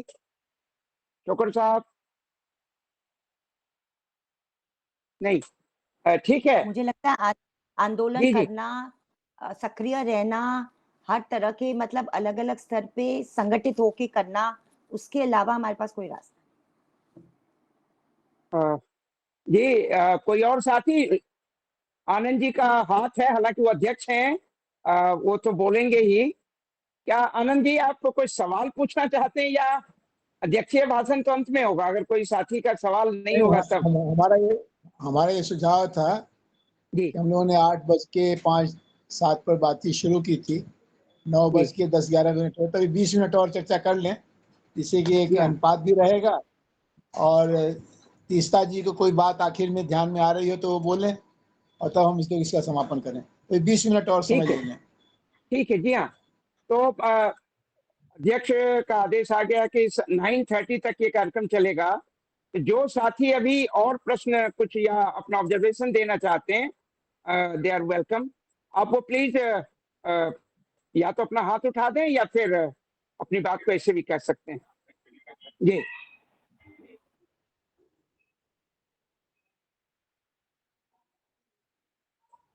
जी कोई साथी? रोहित चौहान जी जिंदाबाद जी। खेते जी आप? हाँ सुशील जी, मैं रोहित बात कर रहा हूँ। अच्छा रोहित जी। जी रोहित जी। तो मेरा कोई सवाल तो नहीं है, लेकिन मैं बिल्कुल तीस्ता जी की बात से सहमति रखता हूँ कि आंदोलन के सिवा कोई विकल्प नहीं है, क्योंकि बिहार तो एक लिटमस टेस्ट आप गिन सकते हैं, वहां से तो शुरुआत हो रही है, वहां से वो खत्म नहीं हो रहा। आगे चलकर कई कई राज्यों में पता नहीं कब गुजरात में भी हमारे यहाँ भी आ जाए, तो बिल्कुल हमारे पास कोई रास्ता नहीं है अपनी आवाज उठाने से। जी शुक्रिया। बिल्कुल ये यानी कि बिहार के कंधों पर यह ऐतिहासिक जिम्मेदारी आ गई है कि मतदान का अधिकार छीनने के इलेक्शन कमीशन और सरकार के साजिश को कैसे वो बेनकाब करें और रोकें, ताकि आगे ये सिलसिला रुक जाए। ये जिम्मेदारी अपने बिहार पर ही है और बिहार अपनी ऐतिहासिक जिम्मेदारियों को निभाता रहा है। तो उम्मीद है कि बिहार की जनता इस बार भी अपने ऐतिहासिक भूमिका को निभाएगी। कोई और साथी? जी मैं कहना चाह रहा था कि कल के बाद, कल का क्या फैसला आता है उसके बाद आप सब लोगों को आमंत्रण देना चाहते हैं कि बिहार में एक तारीख तय करके, और जितने देश भर के ऐसे लीडर हैं, आप लोग हैं, सब लोग वो एक दिन यहाँ पर जुटा जाए और बिहार के सड़क पर ऐसे प्रोमिनेंट लोगों का एक मार्च हो तो बहुत अच्छा होगा और ये इससे एक शुरुआत हो सकती है। तो मैं ये आमंत्रण आप लोगों को देना चाहता हूँ। ठीक है, धन्यवाद। ये देख लेते हैं कल सुप्रीम कोर्ट में क्या होता है, नहीं तो फिर बिहार के लिए आप लोग डेट तय करेंगे और हम लोग की कोशिश होगी कि हम लोग वहां पहुंचे और कंधा से कंधा मिला के चलें। बिल्कुल। तो ठीक है। रवि जी कोई सवाल आप या कुछ कहना चाहते हैं? जी धन्यवाद शशि जी, जिंदाबाद। जी सवाल नहीं है, एक मेरा ऑब्जर्वेशन रहा है हम लोगों का। जब विधानसभा, महाराष्ट्र के विधानसभा में काम किया, बूथ लेवल पे काम किया था, तो हम लोगों ने देखा कि जब हम लोगों ने लोकसभा में जो काम किया था और विधानसभा में जब हम लोगों ने उसी बूथ पे जब काम किया, तो हम लोगों को यह ध्यान में आया कि जैसे उस क्षेत्र के, जैसे सिद्धार्थ नगर है, भीमनगर है, गौतम बुद्ध नगर है, जाकिर हुसैन कॉलोनी है, इस इलाके की जो भी मतदाता यादी थी, उसमें से एक ही परिवार के, अगर उस परिवार में 6 लोग हैं तो उसमें से 2 लोगों का नाम, 3 लोगों का नाम जो है ना, इस बार काट दिया गया था। हालांकि उसका कुछ भी कारण नहीं था, लेकिन जहां जहां वहां पे लीड लिए थे हमारे यहाँ पे एमपी ने, वहां पे ही जो है कि वहां के नाम जो है कि खास करके इन टारगेटेड जो मोहल्ले थे वहां के क्षेत्र के नाम उन्होंने काट दिए गए थे और वहां से ही जो है कि परिणाम स्वरूप जो है कि विधानसभा में जो है कि बीजेपी के एमएलए जो खासदार है, जो विधायक है, वो चुन के आए थे। तो हमें ये भी ध्यान देखना, ये एक ऑब्जर्वेशन रहा है हमारा कि खास करके जो मुस्लिम मोहल्ले है, जो सिद्धार्थ नगर है, जहाँ पे बहुत कम्युनिटी ज़्यादा रहती है, एससी कम्युनिटी ज़्यादा रहती है, वहाँ के ही मोहल्ले के ज़्यादातर नाम जो है कि उन लोगों ने काटे थे। तो ये भी हम लोगों को थोड़ा इसके ऊपर भी कुछ हो सकता है या चर्चा हो सकती है। तो यही मेरा एक ऑब्जर्वेशन था। ठीक है रवि जी, शुक्रिया। और कोई साथी? हाँ, और कोई साथी? कोई अपना अनुभव, कोई अपना ऑब्जर्वेशन, कोई सजेशन? शशि जी, मैं गोविंद चौहान, यवतमाल, महाराष्ट्र से बात कर रहा हूँ। जी चौहान साहब जी, गोविंद जी, जी प्लीज। तो मेरा एक शक है मेरा कि अभी जो ऑलरेडी वोटर लिस्ट बन गई है और जिसको अभी वो रिव्यू करना चाहते हैं, तो उसमें फ्लोटर लिस्ट फ्लोटर वोटर्स हो सकते क्या? फ्लोटर बोले तो जिनका आईडी जो voter list voter I card का नंबर रहता है वो अलग स्टेट का अलग अलग कुछ लिखा रहता है, तो और वो इसमें शामिल होंगे क्या? ये अभी जो ऑलरेडी बन गई है लिस्ट उसमें, और उसको अभी ये इलेक्शन कमीशन उनको ढूंढ सकता है क्या, या हम कुछ ढूंढ सकते हैं कि उनके वो जो वोटर आई कार्ड है उसके नंबर से हम कुछ खोज कर सकते हैं कि ये फ्लोटर है या फिर ये नकली है? मेरा सवाल आप समझ रहे? मैं समझी। ये हम तो कर ही सकते हैं, हम तो कर ही हाँ। सकते हैं, मगर ये काम हमारा नहीं है करने के लिए, ये चुनाव आयोग का काम है।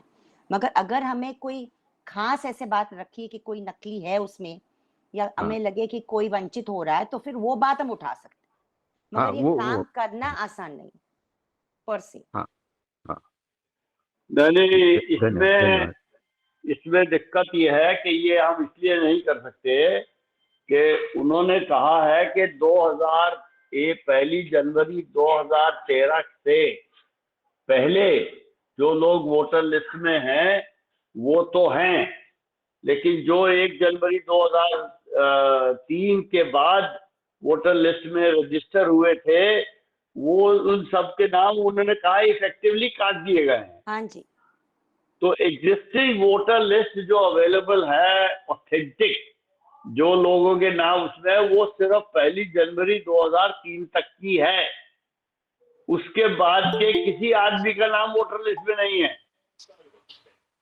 अच्छा, हाँ, ये पूरा का पूरा जो है अपने आप में एक मजाक उसने इलेक्शन कमीशन ने अगर कहा जाए तो इसने एक मजाक बना दिया है। जो ये सही बात है जो बोल रहे हैं जगदीप जी, वो पूरा सही बोल रहे हैं कि ये तो अपने आप को उसने मजाक बना दिया है, और जो सरकार को जिस वोटर लिस्ट से इस सरकार को चुना गया उसी को कह रहा है कि ये वोटर लिस्ट नहीं है। एक तो ये, दूसरी बात है कि जहां तक कई बार आता है बात की जो गलत वोटर, अभी हम लोगों को उसकी चिंता नहीं करनी चाहिए। देखिए, गलत वोटर लिस्ट है नहीं है वो तो होगा और वो हमारा प्रक्रिया है वो करते रहे, लेकिन हमें अभी उठाना सिर्फ और उसी की चिंता करनी चाहिए जो अभी हमारा अधिकार छीना जा रहा है। तो इसलिए उसको बार बार हम लोग इस तरह की बात करके जो है वो कंफ्यूज कर, अपने भी कंफ्यूज होंगे, लोगों को भी कंफ्यूज करेंगे। इसलिए इसकी चिंता छोड़िए, अभी लोगों के मत का जो अधिकार है और जो उनका नाम है उसको बचाइए और उसी में लगिए, वो अपने आप हो जाएगा। उसमें कोई दिक्कत नहीं है, वो हो जाएगा और नए वोटर्स भी बन जाएंगे। पहले हम इसको ठीक कर लेंगे तो। जी शुक्रिया। ठीक है रुपेश जी, धन्यवाद। और कोई साथी? मंथन जी। हाँ, देखिए अभी जो बात जगदीप जी बोले तो उसके हिसाब से एक काम तो और भी है, या वो है तो उसको सुरक्षा का मामला है। 2025 में जो चुनाव हुआ, लोकसभा का जो चुनाव हुआ 2003 के बाद के जितने चुनाव हैं उसके वोटर लिस्ट, वोटर कॉपी अगर जितना भी जहां उपलब्ध है, जिस जगह का बूथ का हो या जैसे हो, या किसी पार्टी के पास पहले से उसका कॉपी हो, तो उसको बचाए रखना और उनको माने उसके आधार पर छटाई कितना हुआ है वो भी समझने के लिए एक डॉक्यूमेंट के लिए एक जरूरी चीज है। और जो बूथ वाइज जो का मामला है कि हर बूथ वाइज अपना पिछले बार कितने लोग वोटर थे, कितने लोग पिछली बार वोट दिए थे, ये सब एक अभियान हम लोग माने जनता का वोटर लिस्ट या जनता का सच या जनता के भारत के सच्चे नागरिक और चुनाव आयोग के द्वारा घोषित नागरिक, इस तरह का कुछ हिसाब से अभियान चला के उसमें हम लोग को करना पड़ेगा। और पुराना जितना मतदाता सूची है उसको सुरक्षित रखने का काम फाइल बना के वो करना पड़ेगा। अभी ये भी काम अपने संपर्क के लोगों को करना पड़ेगा हम लोग को। बस नहीं मंथन जी, मंथन जी, हमको चाहिए 2024 के लोकसभा का चुनाव मतदाता सूची, और 1 जनवरी 2003 की मतदाता सूची, 1 जनवरी 2003 की मतदाता सूची तो चुनाव आयोग कह रहा है उन्होंने फ्रीली अवेलेबल करवाई है सबको, और उनकी शायद वेबसाइट पे भी मिले। लेकिन इन दोनों को कंपेयर करेंगे तो पता लग जाएगा कितने लोग इसमें से निकाल दिए गए। ये हाँ बिल्कुल सही है। तो कृष्णा जी कुछ कहना चाहती हैं? बोलो। मैं संतोष बोल रहा हूँ। मैं संतोष बोल रहा हूँ, मेरे वाइफ का अच्छा जी मोबाइल जी है। नमस्ते। अच्छा कोई बात नहीं जी जी। मैं महाराष्ट्र में अमरावती जिले में रहता हूँ और हम लोग अलग अलग स्तर पे काम करते हैं। मुझे एक लग रहा था कि जैसा कोविड के समय, इस समय राशन के लिए पूरा इंडिया में फ्री कर दिया है, कहीं से भी कोई भी राशन कार्ड उठा सकता है ना, सबको पता होगा। आवाज आ रही मेरी? जी जी। तो वैसा कुछ कर सकते हैं क्या? एक मैंने आगे के प्रोविजन के लिए, भविष्य के लिए, अभी इस समय जितना समय है जो कर सकते हैं, जन आंदोलन तो करना ही है, वो तो निहित है। लेकिन जैसा राशन का केंद्र सरकार की तरफ से या कोई भी गवर्नमेंट की तरफ से शुरू किया गया था प्रोविजन, कहीं का भी प्रवासी कामगार मजदूर कहीं से भी राशन उठा सकता है, ये प्रोविजन दिया गया था। वैसा ही कुछ कर सकते हैं क्या? एक अभी जो वंचित हो रहे हैं वोटिंग करने के लिए, जिनके पास कागज नहीं है, एक बात। दूसरी बात ये मैं बोलना चाह रहा था कि जो फॉर्म भरने हैं यानी निहित समय के अंदर, वो फॉर्म भरने के लिए जो भी स्टेट में जो भी कामगार गया होगा, प्रवासी कामगार होगा, ऐसा कोई प्रोविजन और हम सजेस्ट कर सकते हैं क्या? अपनी जो आप लोगों की जो मंडली है, जो लोग विचारवंत हैं, जो लोग काम करते हैं, तो भारत तो एक राष्ट्र है ना, उसमें कॉन्स्टिट्यूशन भी कहता है कोई भी कहाँ पे जाके काम कर सकता है। तो उसके लिए वोटिंग के लिए या उसके फॉर्मेलिटी पूरी करने के लिए, फॉर्म भरने के लिए कोई प्रोविजन उस स्टेट में किया जा सकता है। कोई जिले में होगा तो वहां के कलेक्टर को अथॉरिटी दी जा सकती है क्या? वहां तो अप्रोच कर सकते हैं कम से कम वो लोग, है ना?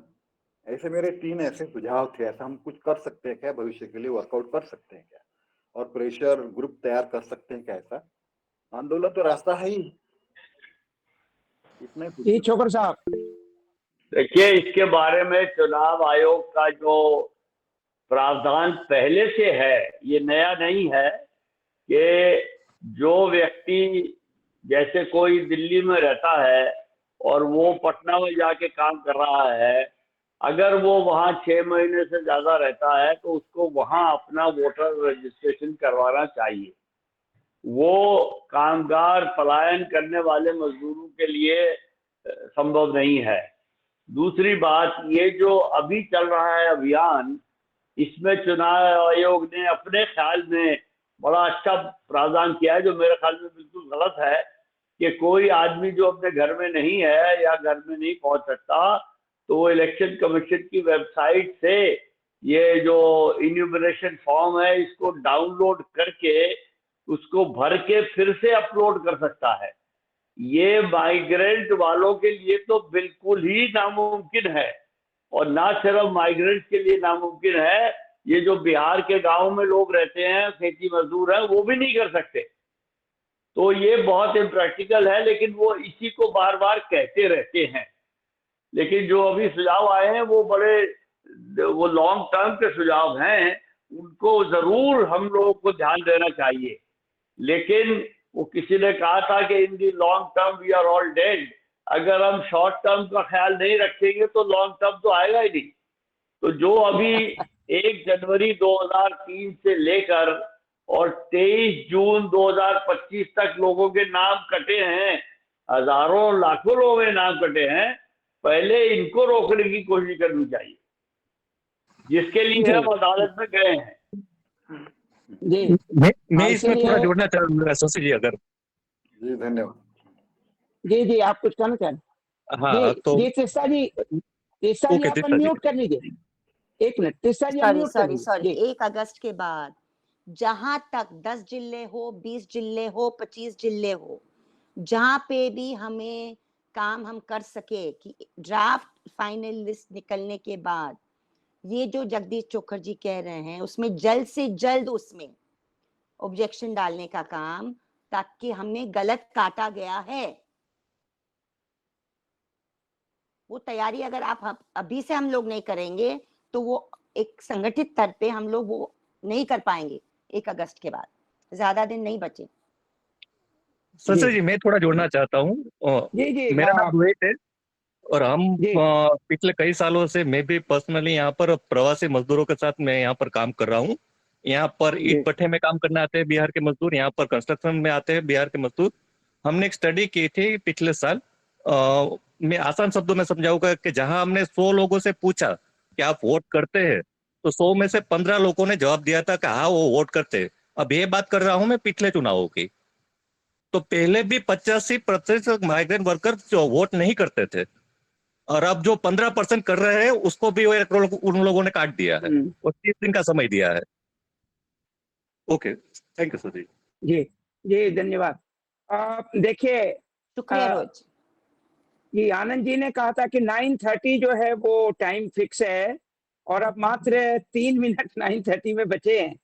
तो अब जो भी है, अब अध्यक्ष महोदय जो कहना चाहें और जितना टाइम लेना चाहें वो उनकी इच्छा पे है। आनंद जी। आज की बातचीत बहुत महत्वपूर्ण इसलिए थी कि तीस्ता सिंह तलवार जी ने बड़ी गहराई से समस्याओं का विश्लेषण किया और उनकी बातचीत में मदद करने के लिए हम सब लोग एक लगभग 30-32 लोग आज रहे। उसमें जगदीप चोकर जी जैसे राष्ट्रीय नेतृत्व दे रहे लोग भी थे और कम उम्र के नौजवान भी थे। तीस्ता जी ने जो बात कही उसमें ये तो स्पष्ट है कि एक बड़ा भारी प्रयास हो रहा है कि इस व्यवस्था को बदलने के लिए जो लोग बेचैन हैं उनको वोट देने का मौका न दिया जाए। और ये भी सही है कि हम मतदाता के रूप में संगठित नहीं हैं, हम दलों के रूप में संगठित हैं, वर्गों के रूप में संगठित हैं। आज ही भारत के श्रमजीवी समाज के संगठनों ने मिलकर पूरे देश की हड़ताल की, किसानों का आंदोलन चल रहा है, लेकिन मतदाताओं के रूप में हम संगठित नहीं हैं। आप ये भी जानते हैं कि हर चुनाव में लगभग 1/3 लोग वोट देने जाते ही नहीं। 65% वोट पड़ता है तो बड़ा उसका समाचार बनता है कि बड़ा अच्छा मतदान हुआ। और जब भी जो जिक्र हुआ कि जो प्रवासी मजदूर है वो घर का है न घाट का है और उसको वोट देने से कोई बहुत फर्क नहीं पड़ता है, क्योंकि जो परिस्थितियां हैं उसके लिए चुनाव के अलावा भी चीज़ों का महत्व होता है। तो एक बात जो आज की बातचीत से लगी वो ये कि हम जो नागरिक संगठन हैं वो दाल में नमक की तरह से हैं। तो जिला स्तर का अगर मतदाता परिषद बना दी जाए जिसमें PUCL, ADR, CFD जैसे संगठनों से जुड़े लोग, क्योंकि ऐसे लोग भी हर जिले में 2-4 ही हैं, लाखों में नहीं हैं। जयप्रकाश जी के आंदोलन में जो हजारों लोग सड़कों पर निकले थे उसमें पुलिस का दमन था, उसमें नौजवानों का संगठन था, उसमें जयप्रकाश नारायण और सर्वोदय के लोगों की नैतिक ताकत थी। आज ये सब मिलेगा, ऐसा नहीं है कि ये नहीं होगा, लेकिन अभी नहीं है। तो उसको शुरू करने के लिए हमको एक मतदाता परिषद अपने जिले की, जैसे भागलपुर में आज हमने सुना कि ज़्यादा सघन कार्रवाई हुई, रामचरण जी ने उसमें पहल की है और लोग भी इसमें शामिल हैं। तो अगर बिहार में भागलपुर से शुरू हो तो फिर मुजफ्फरपुर, पटना, सिवान, अररिया, पूर्णिया, इन जगहों पर काम होने लगेगा। शुरू करने के लिए हजारों लोग एक साथ इकट्ठा नहीं होंगे, हम 10-15 लोगों को काम करना पड़ेगा। एक बात जो आज ये बताई गई कि 2003 के मतदाता सूची और 2024 की मतदाता सूची, उन दोनों को उपलब्ध कराना, उनको जांचना, ये बहुत तकनीकी काम है। इसके लिए सक्षम लोगों की ज़रूरत पड़ेगी और इसके लिए समय भी देना पड़ेगा। अब जैसे आज तीस्ता जी को सुनने के लिए हम करीब 30 लोग 35 लोग इकट्ठा हुए, ये अलग अलग जिलों के हैं। अगर तीस्ता जी नहीं होते, कोई साधारण वक्ता होता तो शायद ये 30 लोग ना होते। तो इसी को अपनी पूंजी माना जाए और आज तीस्ता जी की आवाज़ से आवाज़ मिला करके जो हम सब लोग जुड़े हैं, तो हम लोगों का कर्तव्य यही होता है कि अब जिला स्तर का हम 10, 12, 15 लोगों का मंच एक मतदाता परिषद का बनाएं, जिसके 2 काम होंगे। एक तो 2003 और 2024 के मतदाता सूची की तुलना, जिससे जिनका नाम कट रहा है या जिनका नाम पिछले चुनाव में कटा था उनको लगे कि हमारे साथ कोई खड़ा है, नहीं तो वो अकेला पड़ जाता है या पड़ जाती है। दूसरा, जैसा आपने कहा कि बिहार में जो अभी परिस्थितियां हैं, महाराष्ट्र और हरियाणा से सबक के साथ ये ख्याल रखना पड़ेगा कि कुछ जो वंचित वर्ग है वो निशाने पर है। इसमें आप मुसलमान कह सकते हैं, भूमिहीन मजदूर कह सकते हैं, दलित कह सकते हैं, सक्रिय नागरिक कह सकते हैं, कई तरह के लोग निशाने पर हैं। ये लोग आपस में मिल के काम करें, इसके लिए अभी बहुत मेहनत करनी पड़ेगी। लेकिन हमारे आप जैसे लोग जो सजग हैं, जैसे तीसरा सीतलवाड़ को मैं वॉइस ऑफ द वॉइसलेस मानता हूँ, जगदीश चोकर जी को लीडर ऑफ द लीडरलेस को मानता हूँ। ये ऐसे लोग हैं जो बहुत थोड़े हैं, लेकिन इनके रहते हमें बड़ी उम्मीद है, बड़ी आशा है। आपने तीसरा जी इतना समय दिया, जगदीप जी ने अपनी निजी परिस्थितियों के बावजूद समय दिया, हम लोग आपके बहुत आभारी हैं। साथियों, आज की इस बातचीत का हम कल फॉलोअप करेंगे। कल सिटीजन्स फॉर डेमोक्रेसी की मासिक मीटिंग होगी, वहाँ भी आज की इस बैठक की रिपोर्ट रामशरण जी रखेंगे और हम लोग कोशिश करेंगे कि सिटीजन्स फॉर डेमोक्रेसी अपनी तरफ से पहल करके और संगठनों को जोड़े। हमें अपने बैनर की कोई ज़रूरत नहीं है, हमारा नाम तभी रहेगा जब डेमोक्रेसी रहेगी। डेमोक्रेसी नहीं रहेगी, सिटीजन ही नहीं रहेगा, तो क्या सिटीजन्स फॉर डेमोक्रेसी, क्या PUCL, क्या ADR। तो हम सब लोगों के लिए ये ऐसी चुनौती है जो कठिन है लेकिन असंभव नहीं है। साथियों, आपको बहुत धन्यवाद। धन्यवाद। हमारी तरफ से जो भी हमारा अनुभव, जो भी आसाम में है, महाराष्ट्र में जो भी है, हम बिहार के लिए हाजिर हैं। बहुत धन्यवाद। जी, बहुत बहुत धन्यवाद। सभी साथियों को धन्यवाद, रामचरण जी को धन्यवाद सिटीजन फॉर डेमोक्रेसी की तरफ से। और जो चर्चा हुई है उसको हम लोग गंभीरता से लें और कुछ एक्ट करें। और आनंद भाई का जो सुझाव था कि जिला मतदाता परिषद अगर बने और उसके द्वारा, तो इस दिशा में रूपेश जी और जो अभी मैं भी बिहार का हूँ, लेकिन जो साथी बिहार में विद्यमान हैं, जमीन पर हैं, उनकी जिम्मेदारी ज्यादा है और हम लोग उसमें साथ चलेंगे। रुपेश जी, रामचरण जी और सुशील जी, तमाम साथी इसको देखें, इकराम हुसैन साहब, जो भी साथी बिहार के हैं, तो आनंद जी के इस सुझाव पर गंभीरता से विचार किया जाए। धन्यवाद सभी साथियों को, धन्यवाद। सबका खैर, good night, good night, good night. Good night sir, धन्यवाद सर।